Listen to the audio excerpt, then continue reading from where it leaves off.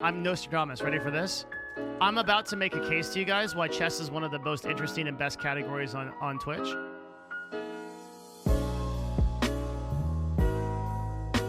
And a lot of people are going to take away from that Devin told me I should stream on chess on Twitch. That's not what I'm telling you, okay? I'm looking at the macro stats and making a point on something that's interesting, but those can very rarely be pointed to individual behavior. Individual behavior is way different than macro, right? You can look at the stats on something and you can see how it operates. That doesn't necessarily make like the different. Okay, so like here's like a better example, okay? Toilet paper is really hype right now. Okay? So like lots of people want it. Should you start a toilet paper company? Maybe. Are you interested in toilet paper? Right? Like you see what I mean? Like using macro stats to make individual decisions is not a good idea. Even though I know 90% of you do it anyway. I look at this stuff because I have an interest in it. And I use these websites because they provide me like details on that interest. Although I would not recommend that somebody do this. What the God damn, look at this fucking look at livestream fail right now. Chess.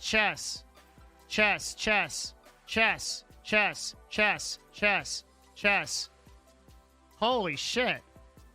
Chess. There's so much fucking chess. What is this even about? It's all clipped from Hikaru's stream, right? So we're talking about what I think is actually one of the most interesting categories on Twitch. Almost everybody that's involved with Twitch at this time has heard about chess. Chess is like insane. All of a sudden, like everybody's playing chess. And this happens from time to time where like a game will just pop after being dormant for years. So a game like Escape from Tarkov, for example, which didn't really have like a lot of press and like craziness, all of a sudden just takes off and like everyone's playing, everyone's talking about it. The latest in this realm has been chess, but I am going to make a really interesting argument today about this game, that chess has actually been primed to be successful for a really long time. A lot of people are thinking that chess might be successful because of a couple of streamers or because certain people are bringing it to light.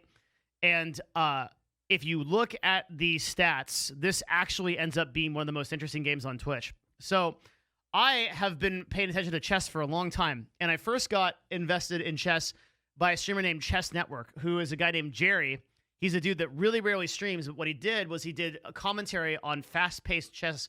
And I like most people that are into chess, I know how to play. I'm probably like negative 600 MMR. Like I'm terrible, but I know the basics of the game, and it's interesting to watch. And Jerry is a streamer who he doesn't stream that much, but when he did and when he does, I noticed he was getting like a very inordinate amount of viewers. And this is all the way back towards like 2017. And if we go back into the chess category and we look at some of this data, we start to see some really, really interesting stuff. Let's go back to like 2017 and let's look at the chess category. Okay, so this is the whole year of 2017. Some of this stuff is actually really interesting. So for one, in 2017, this is like the inception of chess on Twitch, okay? We can see that there were 5 average channels on the chess. So on average, anytime streaming, there's 5 channels with chess. That's a very low number, right? That's not a lot of people. Yet there's 72 viewers per channel. So that's really interesting. This viewer ratio stat, what that means is that for every channel distributed across that category on Twitch, right, there's that many viewers. So in this case, there is 72 viewers per channel across 5 channels. And the average amount of viewers on the category is 383. But the max amount of viewers is 25,000. And the total amount of broadcasters who broadcasted that year is 2,800. The hours watched is 3.3 million, going up 44%. So why do all these stats matter? So let's break it down. Because I think chess is probably one of the most interesting categories on Twitch and one of the best ways that we can kind of learn how some of these categories can appear and how you can sort of see these things if you know like where to look within the matrix to sort of see it. And to be really clear, I missed chess. I didn't even see this happening because I don't watch every category on Twitch. But I totally missed this happening until it was like really, really big. All right, so let's take a look at it first. So very high number of max viewers, but very low number of average viewers. So that tells me that tournaments and special events pop off in this category. That when something big happens, it's going to be big, and there's a lot of interest in it. You can also see that in the hours watched relative to the number of hours broadcast. The hours watched are really high. 3.3 million in a year is really, really high, right? Going up 44%. So the category is climbing.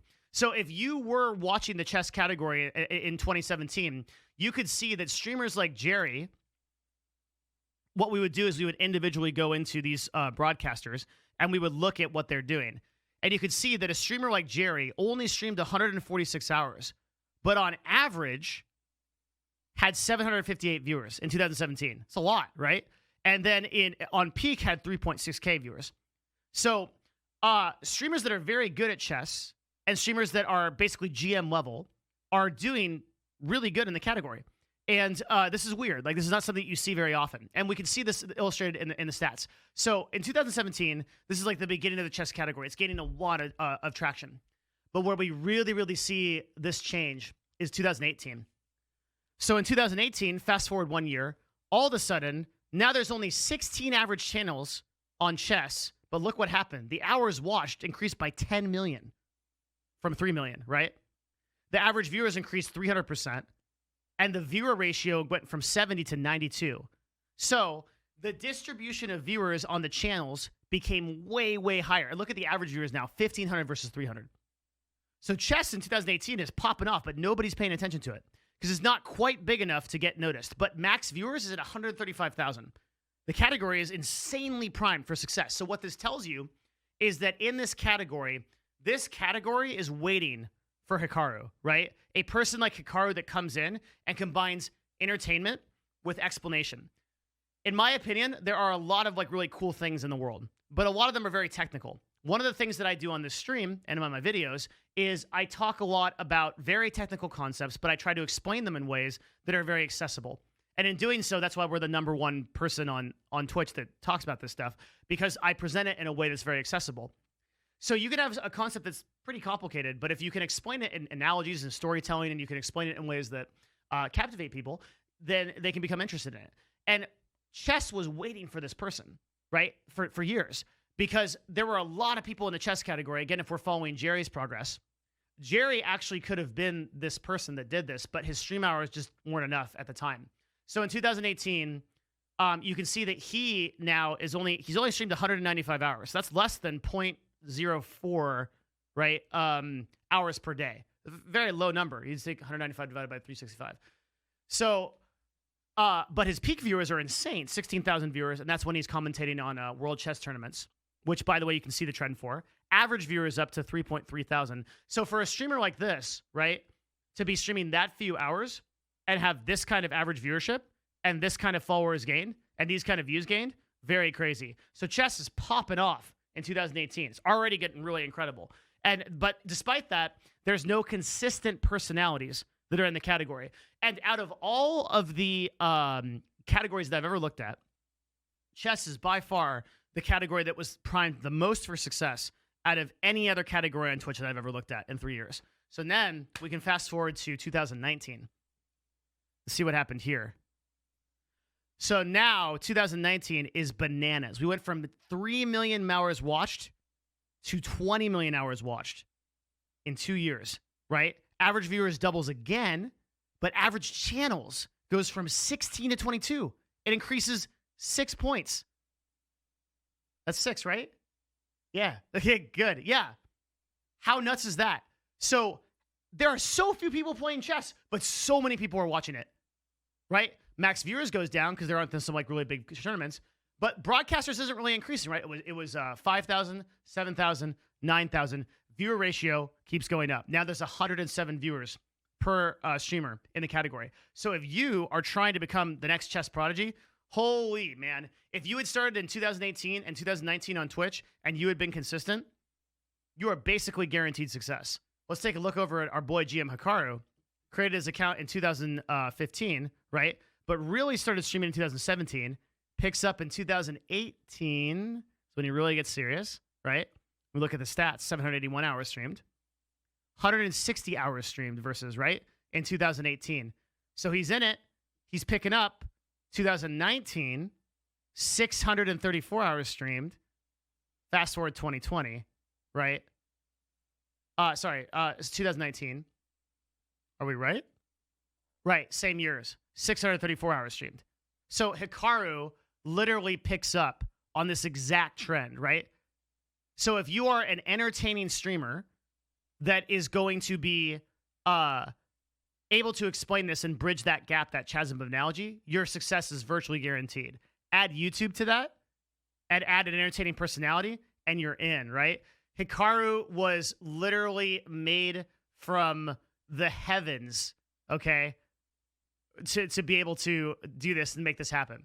Now let's look at the chess category, 2020, okay? 26 million hours streamed, 3,000 average viewers, only 27 active average channels still, right? And 112 viewer ratio. Incredible. Never seen a category like this on Twitch.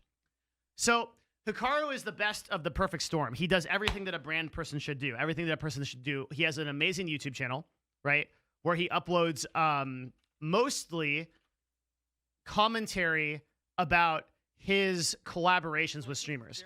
So you will see XQCOW on here. You'll see Forsen. You'll see commentary on various chess tournaments. Recful, right? He's in it, right? Nim. You can see that he does a combination of YouTube content that is very relevant and very meta. He explains chess in a super accessible way. And simultaneously, he is an incredibly good player. And he's caught up on the trends. And I just think this is such a cool thing to see, right? It's literally the discipline in action. Chess was destined to be this kind of category. You could see it from all the way back to 2017. And it has nowhere to go but up from here. And now that all these big streamers are interested in it, it's a very accessible game that viewers can access. And Hikaru is literally primed to dominate it.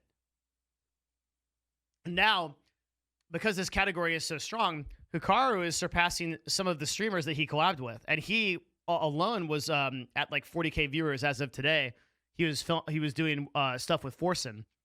He also has, there's a problem in like just chatting, particularly as just chatting continues to grow.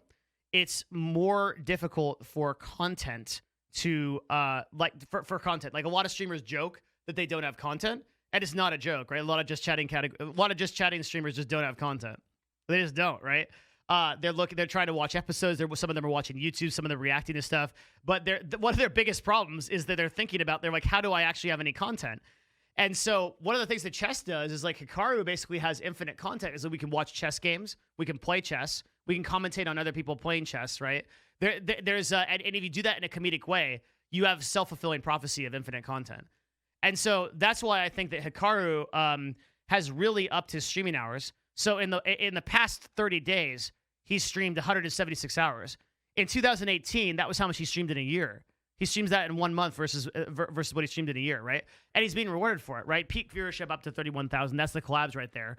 Follower count, probably the most important statistic here, and the most impressive, 87,000, right? He gained a Devin Nash worth of followers on Twitch in a single month. Average viewers up 9,287. That's only going to increase over the past 7 days. Even you can look at these stats, right? Up 23%.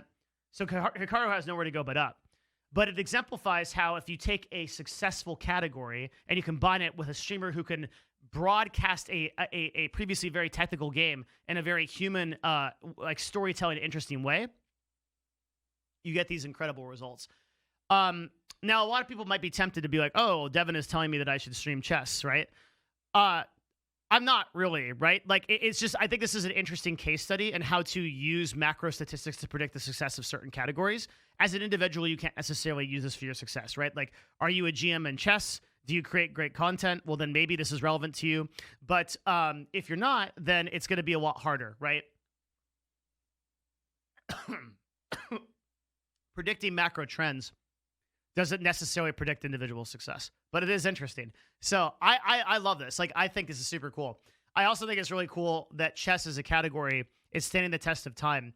And if I had looked at the stats and been following it in 2017, 2018, I would have seen this, like I did for Tarkov and Valorant and other categories, right? But it's always interesting to me when you get one of these like indie games that pops off like this. Another kind of like quiet category that is really going to take off pretty soon is Path of Exile. And Path of Exile right now on the data, is this what I'm looking at? Is number 9 on Twitch, right? In a category of games that have way, way bigger player bases and followings. Just chatting, League of Legends, Fortnite, Counter-Strike, Grand Theft Auto, Dota, Hearthstone. These are all like really, really big established games. Tarkov has already popped off. So Path of Exile is in a really interesting place and has a lot of the same statistics as chess does. Not nearly as robust, but Path of Exile can support another couple of streamers that could get potentially very big. And we saw that with like Steel Mage, for people that follow Path of Exile, very quickly came to success as a result of some of these stats. You could see some of the same things, a relatively low number of average viewers for the amount of hours watched, a very high viewer ratio, right? Pretty high amount of max viewers. When there's hype, but a pretty large number of broadcasters. So the category isn't as primed as chess. Like I said, chess is like the most successful category I've ever seen, but it's very interesting. So I think we are going to see chess continue to grow. Obviously, it's going to take a little bit of a dip after the initial hype, but Hikaru is going to be a presence on Twitch to be reckoned with. And I think that the ever evolving problem of not having enough content for JC streamers is going to take them to chess as a viable alternative, as kind of like a potentially like ever-growing thing. It's just kind of cool to see. There's not really any purpose in talking about this. I just think it's really interesting as a case study for macro analytics and how stats work. It's very cool to see this happen. I like chess. It's a very neat category. What do you think about more GMs getting mad about more people playing chess? The fact that GMHikaru is getting big is good, because there's an undercurrent of chess elitism that needs to die, I think. And it will die, right? This is kind of like a commentary on drama, because I said that I would talk about this a little bit, right? This stuff about like Greek God X and this stuff about the chess drama and stuff like that. The thing that you have to remember is that the market decides, right? If Greek does something where he bans people from 8 streams and enough people disagree with that, Greek is going to lose his viewer base, right? And he's going to get an initial hype from the drama, and then the market is going to decide, okay? And in the same way, the market decided that Hikaru is a better representative of the chess community than these elitist assholes, right? And that's how it should be. The market should always decide. So, like, you get these websites like chessroller.net or whatever that's like, hey, even though we gave you permission to stream our game, you shouldn't stream our game, right? The market's not, and then like you go, like, have you ever been to those Twitch streams? The people that were actually complaining about this, they're boring as fuck. There's no, the pacing is all off. It's like 2 old people like, and then he moves his knight to d4. D4, the knight's, the bishop moving, still thinking. It's I sleep, dude. It's boring as fuck, right? Like they haven't put anything into production quality. The tempo, the pacing, the feel, the thought, it's unidentifiable.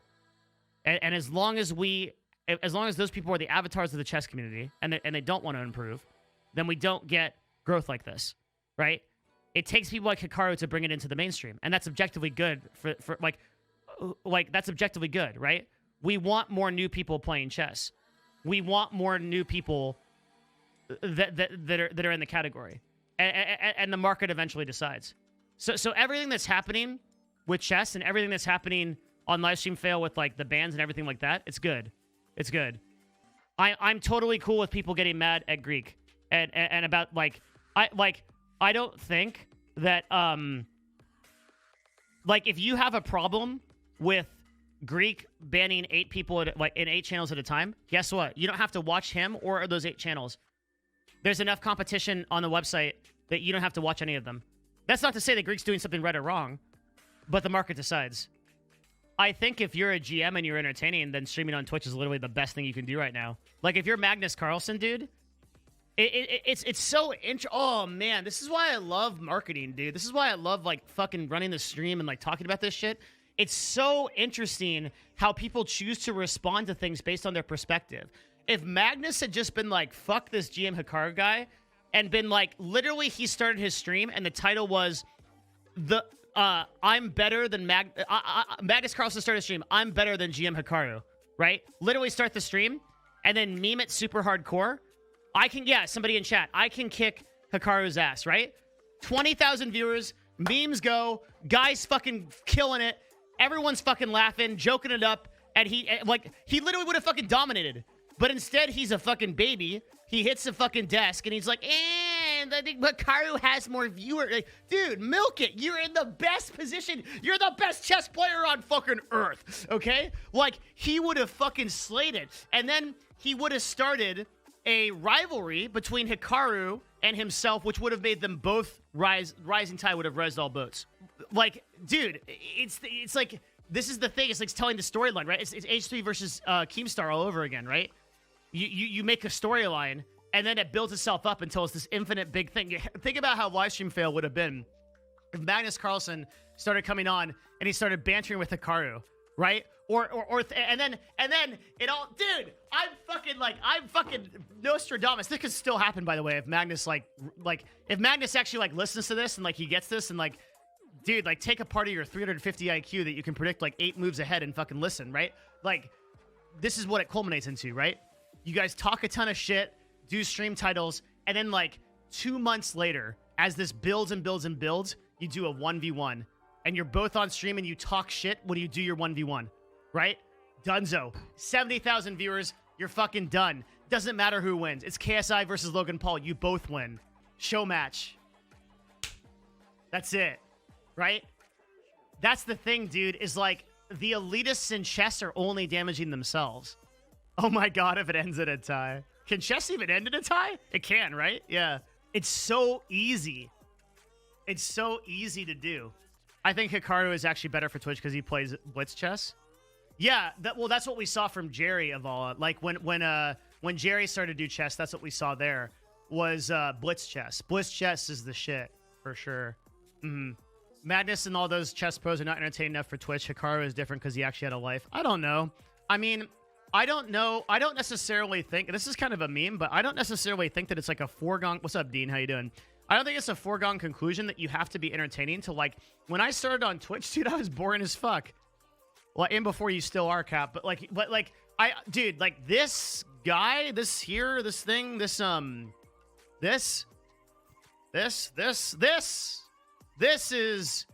is made, right? Improv classes. Fucking, I took acting classes. I took comedy classes. I made this smile, right? I started my streams. Yeah, Kafira tells you, can confirm I was boring as fuck. Thanks, man. But yeah, Kafira was here 6 months ago. Or 6 years ago. It's like watching paint dry. I'm playing League of Legends in the corner. I have some moments. Show your old YouTube video. Yeah, no, real though. Yeah, you can look at my old stuff. It's terrible. And I think that with Magnus Carlsen, he's got to be smarter than me, right? You'd have to be smarter than me to play chess at that level. He can do this. He can take an improv class. He doesn't want to. And probably can't be fucked. What's his net worth? 8 million? See, there's the problem. Yeah, he's done. That's the thing. We were talking earlier in the stream about fuck you money. That's the problem with fuck you money. When you have fuck you money, the problem is complacency. You get to a point where you're like, fuck, I don't want to do anything. And then you sit. That's really my whole talk. That's kind of everything that I have to say about chess. I'm excited to see where it goes. Yeah, that's it. This is probably going to be a video. So if it's a video, you know what you got to do? You got to follow the stream. That's right. You got to like the stream, follow the stream, hit that subscribe button, hit that bell button. It's always fun to do these. There's a little bit of a case study into some marketing stats. Follow the stream, please. It does help. I stream every